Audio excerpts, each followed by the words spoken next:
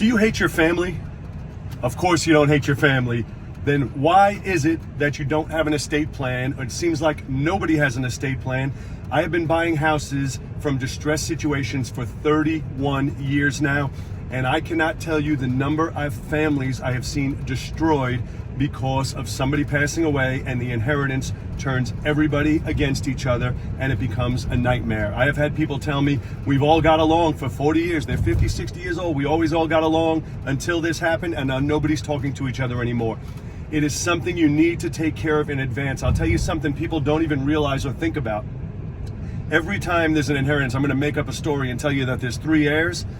There's always going to be one heir who's the responsible one, and that one is the one who ends up having to make the payment, mow the lawn, pay the taxes, do everything, keeping the house together, right, while it's waiting to be sold. Then there's going to be the other heir who is never going to accept any offer. That's not enough. I'm sure we can get more, don't take it, we can get more. And then there's going to be that third heir who has child support judgments against him or bad credit judgments against him.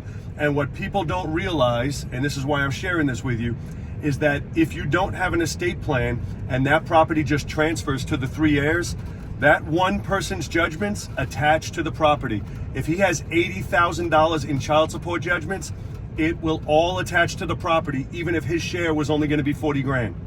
The property will not be able to be sold without that 80,000 being satisfied, because now it's a judgment against the property. This could all be avoided if you take care of it in advance. Now, I'm not an estate professional. However, I highly recommend, if you have any assets, especially real estate, that you speak with an estate attorney or an estate professional so you can set it up in such a way that either it's owned by a trust or an LLC. Just because you have a will, that's not enough. Everybody thinks, well, if I have a will still has to go through probate. So if you can set up a trust or put it in an LLC that it can transfer and not have to be in the individual's names, you don't have to worry about things attaching. All of a sudden now somebody's passed, their judgments all come into play. And even if everybody was only getting 20 grand each, if there was 3 of them and there's a $50,000 judgment, that whole 50 is going to have to be paid, and there is no recourse. There's nothing else that can be done. So it's something you need to think about in advance, especially if you have children and you have assets of your own. Don't do it to them, because everybody thinks, oh, my family won't care, and it happens every single time. I can't count the number of families I've seen absolutely destroyed because someone passed away and then all of a sudden they start fighting over the inheritance or how it's going to work. Or again, there's somebody who's screwed up, which there always is one, who's going to have bad credit judgments, and it is going to attach to the properties and it won't be able to be sold without it.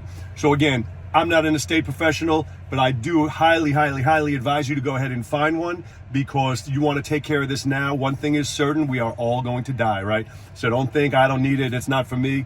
You do need it, it is for you. So go ahead and get it taken care of. Thank you for watching. Look forward to seeing you on the next one.